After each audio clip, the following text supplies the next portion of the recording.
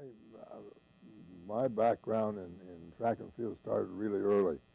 I was probably 9 or 10 years old, I guess, and my older brother was a outstanding high school athlete in Illinois, where we were from, and he won the all-class state championship at 800 meters, well, 880 yards in those days, in the early 40s, late 30s, early 40s.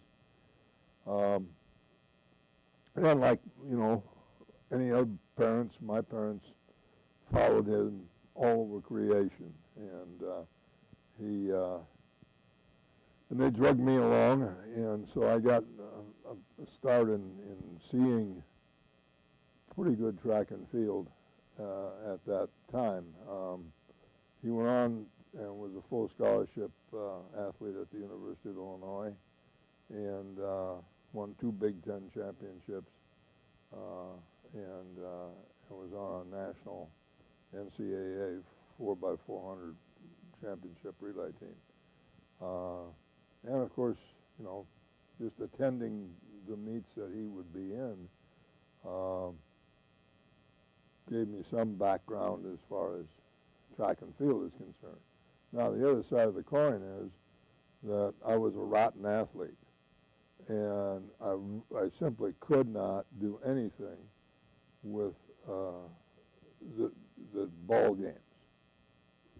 Baseball, basketball, football, volleyball, and anything that involved the ball, I was zero.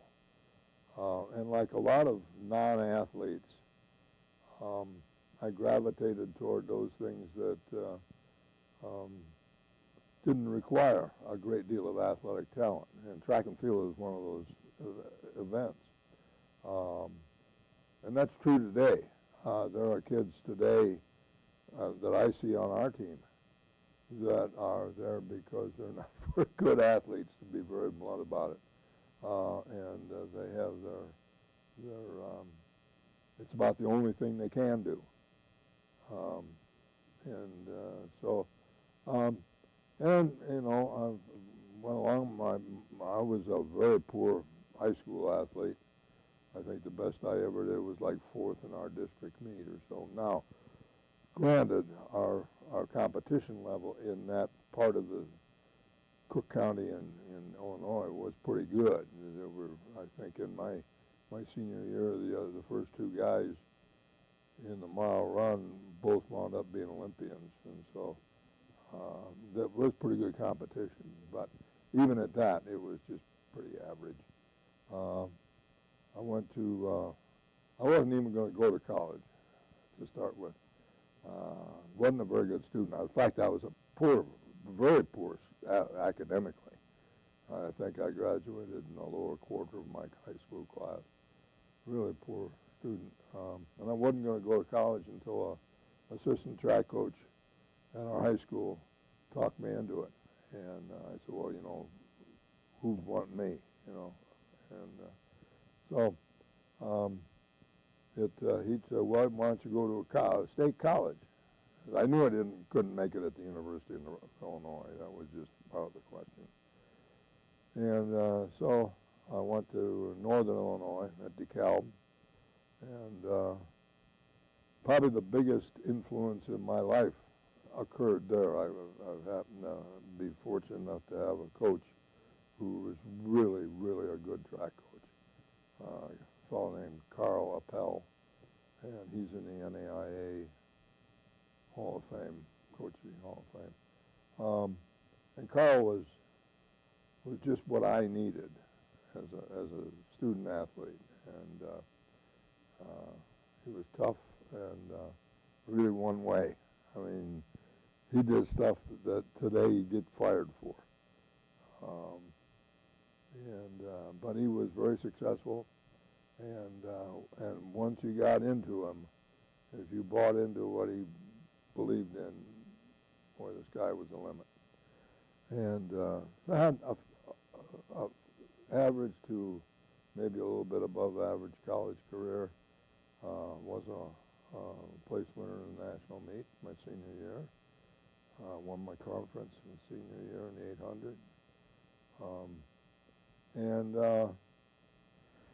went on and, thought I was going to be a school superintendent. Got a degree, got a graduate degree in school administration, and went out and tried to be a public school teacher and failed miserably. Just awful.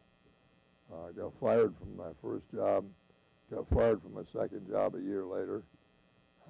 Then I finally hooked on at University of Kansas City, and was there for 5 years, was the head track coach there, and cross-country coach. And then from there came to Doane. Now that in itself is a story, I guess.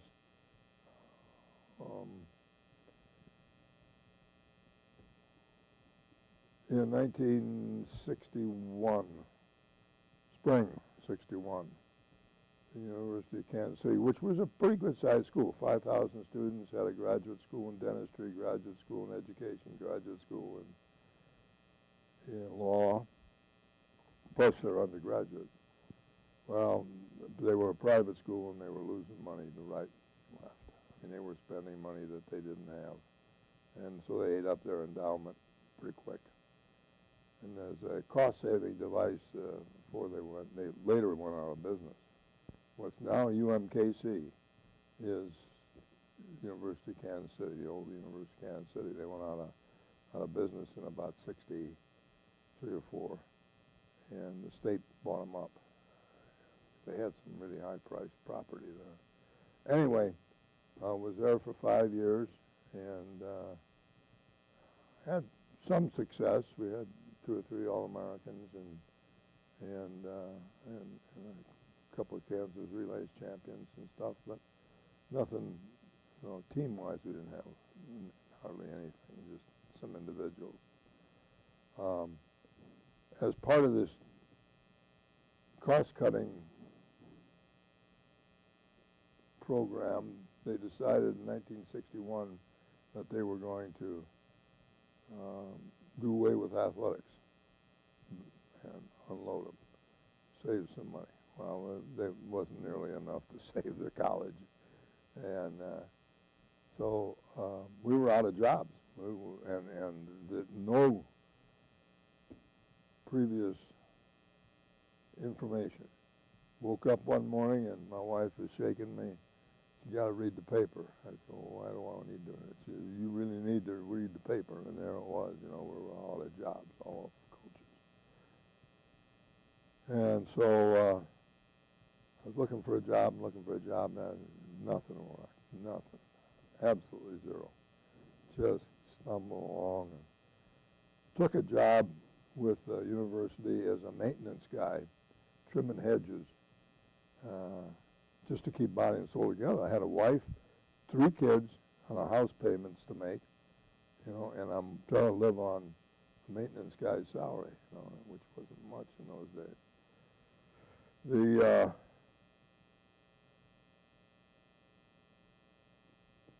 One day I'm out there trimming hedges and noontime, and a guy comes out of the student center.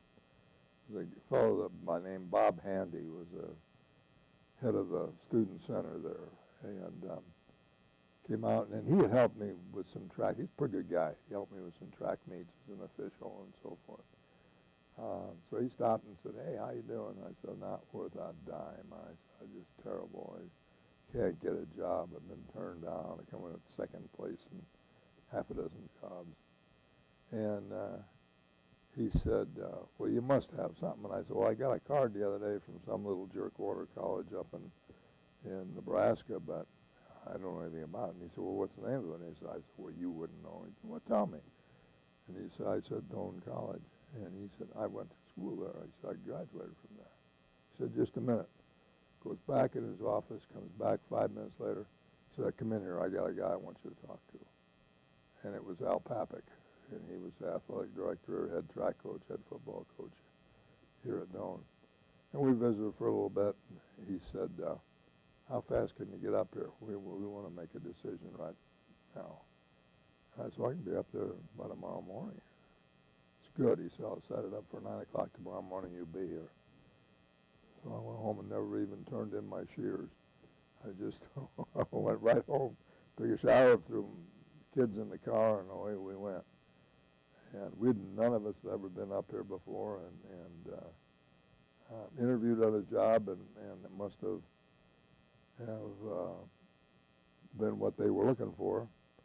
And so Al called me back the next day and said, we're ready to offer you the job as head cross-country coach, assistant track coach, instructor in physical education, teaching a full load, and athletic trainer. It wasn't much of a chore, but, so, man, I said, hey, if somebody wants me, I'm there, because I got to have a job. And so we came up, and I told my wife, Esther, that this would be a one-year deal. We'd just stay up here once, and because this was a culture shock. Man, coming from Kansas City and Chicago, our two previous stops, and to Crete, Nebraska, what a culture shock. Esther didn't drive, and